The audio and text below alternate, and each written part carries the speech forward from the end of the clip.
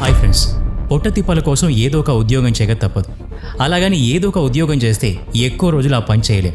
అలా కాకుండా నచ్చిన పని చేస్తే వేతనం కోసమే చేస్తున్నామన్న భావన కూడా ఉండదు. పనిని ఎంజాయ్ చేస్తాం. రోజు పని చేయక ఎలాగూ తప్పదు. అదే నచ్చే పని అయితే మంచిది కదా. ఒక్కోసారి మనం చేసే పనితో అలసట అనిపిస్తుంది. ఉద్యోగం చేయడానికి రోజంతా గడిచిపోతుంది. వేరే పని చేయడానికి టైమే ఉండదు. ఒక్కోసారి ఇంక్రిమెంట్ పడలేదన్న సమస్య, ఒక్కోసారి సెలవులు దొరకలేదన్న సమస్య. ఈ ఉద్యోగాలతో ప్రతి ఒక్కరికి ఏదో ఒక సమస్య ఉంటూనే ఉంటుంది. ఈరోజు ఈ వీడియోలో మేము చూపించబోయే ఉద్యోగాలు చూసి అలాంటి ఉద్యోగాలు చేసే పరిస్థితి లేనందుకు, మంచి ఉద్యోగాల్లో ఉన్నందుకు బతికించావు దేవుడా అని మీరు అనుకోవటం మాత్రం ఖాయం. చరిత్రలోనే అత్యంత దుర్గంధపూరితమైన పనుల జాబితా, వర్స్ట్ జాబ్స్ ఇన్ హిస్టరీని ఈరోజు మీకు పరిచయం చేయబోతున్నాం. ఈ వీడియోని చివరి వరకు చూడండి. మరి ఇంకెందుకు ఆలస్యం, let's start our today's episode. Number 10, whipping boy. మనం సినిమా చూడటానికి వెళ్ళినప్పుడు ధూమపానం ఆరోగ్యానికి హానికరం అనే ప్రకటన చూస్తాం.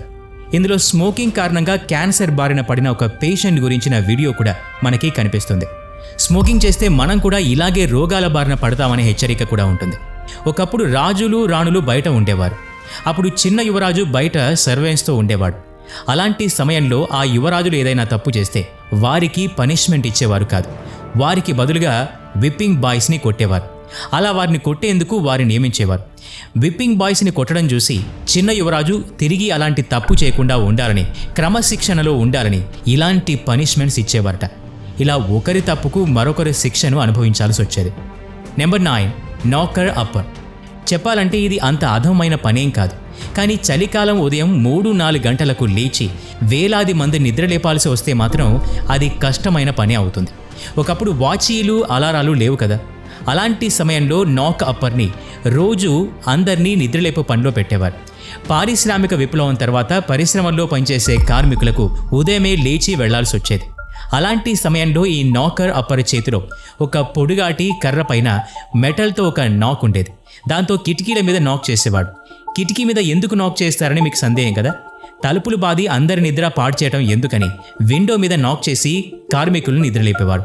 ఈ పని చేసినందుకు యజమానులు చాలా తక్కువ వేతనమే ఇచ్చేవారు. వేతనం ఇవ్వకపోతే వారు కార్మికులను నిద్రలేపేవారు కాదు. ఇలాంటి పని ఎక్కువగా వృద్ధులే చేసేవారు.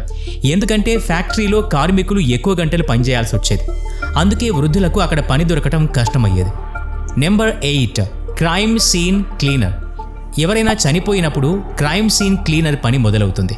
అది హత్య కానీ, ఆత్మహత్య కానీ, రక్త మరకల నుండి శరీర భాగాల దాకా అన్నిటినీ క్లీన్ చేస్తారు. వినేందుకు అతి కష్టమైన పనిగా అనిపించకపోవచ్చు. ప్రతి మూలన శుభ్రం చేయటం, మృతదేహం నుండి వచ్చే వాసన భరించడం అంత సులువైన పనేం కాదు. ఒక్కోసారి వీరు చాలా మానసిక ఒత్తిడికి లోనవుతారు.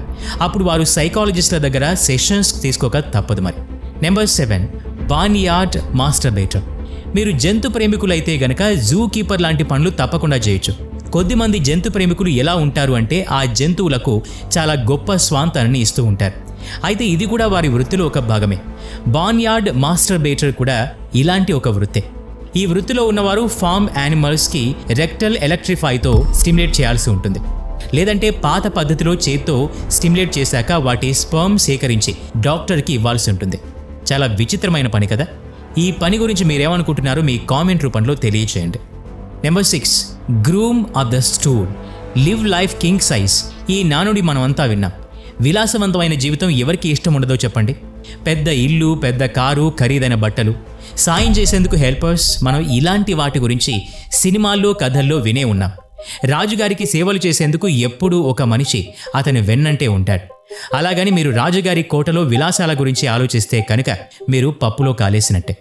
ఇంగ్లాండ్ రాజు దగ్గర ఇలాంటి పనిచేసే వ్యక్తిని గ్రూమ్ ఆఫ్ ద స్టూల్ అని పిలిచేవారు. రాజుగారు బాత్రూమ్ వెళ్లాలనుకుంటే ఆ వ్యక్తి రాజుగారిని అన్డ్రెస్ చేసేవాడు.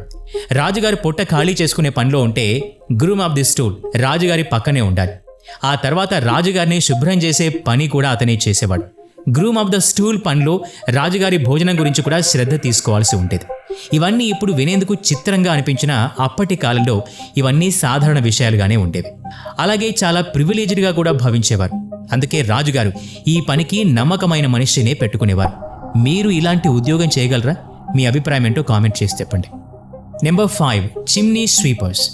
బాల కార్మికులు వివిధ పనులు చేస్తూ కనిపించినప్పుడు మనకి బాధ కలుగుతుంది. చదువుకోవాల్సిన వయసులో పొట్టకూటి కోసం ఇలాంటి పనులు చేస్తూ ఉంటే బాధ కలగడం సహజమే కదా.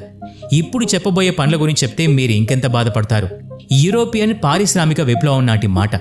ఈరోజు మనకి చలి నుండి రక్షించుకునేందుకు అనేక సదుపాయాలు అందుబాటులో ఉన్నాయి. ఆ రోజుల్లో చలి నుండి రక్షించుకునేందుకు ఇళ్లలో ఫైర్ ప్లేస్ ఉండేది. ఇందులో నిరంతరం మంటను వెలిగించడం కోసం అందులో కర్రలు వేస్తూ ఉండాల్సి వచ్చేది. అందుకని వారి చిమ్నీలను శుభ్రపరచడానికి కూడా మనుషులు అవసరమయ్యేవారు. కట్టెల్ని వెలిగించినప్పుడు గోడల పైభాగం నల్లగా మారేది. చిమ్నీ పైభాగంలో క్రియోసోట్ అనే ఒక పదార్థం కూడా పేరుకుపోయేది. ఇది హైలీ ఇన్ఫ్లామేబుల్ సబ్స్టాన్స్. ఇది క్లీన్ చేయకపోతే ఇంట్లో మంటలు చెలరేగే ప్రమాదం కూడా ఉంది. ఈ చిమ్నీ గొట్టాలు చాలా చిన్నగా ఉండేవి. ఇందులో పెద్దవాళ్లు దూరి క్లీన్ చేయడం సాధ్యమయ్యే పని కాదు. అందుకని 4-5 ఏళ్ల పిల్లల్ని ఈ మసి పట్టిన చిమ్నీని శుభ్రం చేయడానికి పంపేవారు. అందుకు ప్రతిఫలంగా ఒక పూట భోజనం, ఒక పూట పడుకునేందుకు షెల్టర్ ఇచ్చేవాళ్ళు. మాస్టర్ స్వీప్ పేరుతో పేద పిల్లల్ని ఈ పనుల కోసం నియమించేవారు. పెద్ద పెద్ద ఇళ్లకు వారిని తీసుకెళ్లి వారి చేత చిమ్నీలు శుభ్రం చేయించేవారు. ఈ చిమ్నీ క్లీనర్స్ని క్లైంబింగ్ బాయ్స్ అని కూడా పిలిచేవారు. ఎందుకంటే చూశాంగా, చాలా చిన్న పిల్లలే వెళ్ళి ఈ చిమ్నీలను క్లీన్ చేయగలరు. ఈ పిల్లలు ఎలాంటి సేఫ్టీ ప్రికాషన్స్ లేకుండా క్యాటర్ పిల్లర్ లాగా ఆ గుట్టంలోకి పైకి వెళ్తూ ఈ చిమ్నీలను శుభ్రం చేసేవారు. మసితో వారి కాళ్ళు చేతులు జారిపోతూ ఉండేవి. ఒక్కోసారి రక్తం కూడా కారేది. ఒక్కోసారి పెద్ద మొత్తంలో బూడిద వారి మీద పడిపోయేది. అలాంటప్పుడు ఊపిరాడక వారి ప్రాణాలు కూడా పోయేవి. ఒకవేళ ప్రాణాపాయం తప్పినా అనేక ఆరోగ్య సమస్యలకు గురయ్యేవారు. కొంతకాలం తర్వాత చిమ్నీ స్వీపర్స్ యాక్ట్ పేరుతో యూరోప్ దేశాల్లో ఒక చట్టమే తెచ్చారు. ఈ వృత్తిని రద్దు చేశారు. Number 4, fuller. ఉన్నితో చేసే వస్తువులకు చక్కని రంగు, నాణ్యత కోసం గొర్రెల నుండి తీసిన ఉన్నిని యూరిన్తో శుభ్రం చేసేవారు. ఇందుకోసం చాలా మూత్రం సేకరించాల్సి వచ్చేది. దాన్ని వాళ్ళు పబ్లిక్ బాత్రూమ్స్ నుంచి సేకరించి తెచ్చేవారు. ఈ పనిని రోమన్ సామ్రాజ్యంలో వారి బానిసలు చేసేవారు. మరుగుదొడ్లో పడిన మూత్రాన్ని వేరు చేసి తీయడం ఎలాంటి పనో ఆలోచించండి. తలుచుకుంటేనే వాంతి వస్తోంది కదా. యూరిన్లో అమ్మోనియా ఉంటుంది. ఇది ఉన్నిని శుభ్రం చేయడానికి ఉపయోగిస్తారు. ఈ రోజుకి యూరిన్ నుంచి సేకరించే అమ్మోనియాను పరిశ్రమల్లోని అనేక పరికరాల్ని శుభ్రం చేయడానికి ఉపయోగిస్తారు. ఆ తర్వాత కాలంలో ఫుల్లర్స్ ఎర్త్ పౌడర్ని తయారు చేశారు. దీంతో ఉన్నిని మూత్రంతో క్లీన్ చేసే సమస్యకు పరిష్కారం దొరికింది. Number 3, vomit collector. పురాతన గ్రీకు చక్రవర్తులు అట్టహాసమైన పెద్ద పెద్ద విందుల్ని ఏర్పాటు చేసేవారు. లాబ్రెన్ మొదలుకొని అనేక రకాల పానీయాలు, ఆహార పదార్థాలు ఈ విందులో ఏర్పాటు చేసేవారు. ఇంత పెద్ద మొత్తంలో తినడానికి పొట్ట కూడా ఖాళీగా ఉండాలిగా. అందుకే ఇలాంటి పార్టీలు ఏర్పాటు చేసినప్పుడు ఒక ప్రత్యేక గదిని ఏర్పాటు చేసేవారు. భుక్తాయాసంతో తినేసిన వాళ్ళు ఆ గదిలోకి వెళ్ళి వాంతి చేసుకునేవారు. తిరిగి పార్టీలో ఎంజాయ్ చేసేవారు. వామిట్ కలెక్టర్స్ పనేంటంటే వాంతి చేసుకున్న దాన్ని క్లీన్ చేసి ఆ వెసల్ని శుభ్రంగా ఉంచడం. Number 2, Leach collector. ప్రాచీన కాలంలో లీచెస్ని వైద్యం కోసం ఉపయోగించేవారు. ప్రాచీన గ్రీకులు దీన్ని ఉపయోగించేవారు.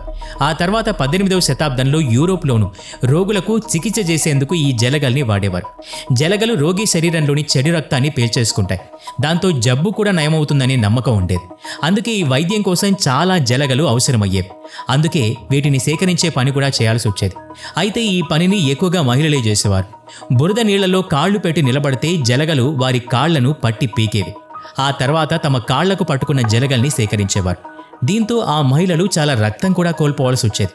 ఆ గాయాలు మానడానికి చాలా టైం పట్టేది. అలా సేకరించిన జలగల్ని తీసుకెళ్లి డాక్టర్లకు అమ్మేవారు. వైద్య రంగం అభివృద్ధి చెందాక ఈ వైద్య విధానం క్రమంగా ఆగిపోయింది. Number 1, manual scavenging. పేరులోనే వృత్తి ఎలాంటిదో అర్థమైందిగా. మానవ మలమూత్రాల్ని చేతులతోనే ఎత్తే కార్మికులు.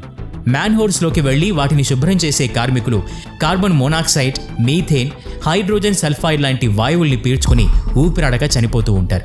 ఈ వృత్తిని ప్రభుత్వం నిషేధించింది.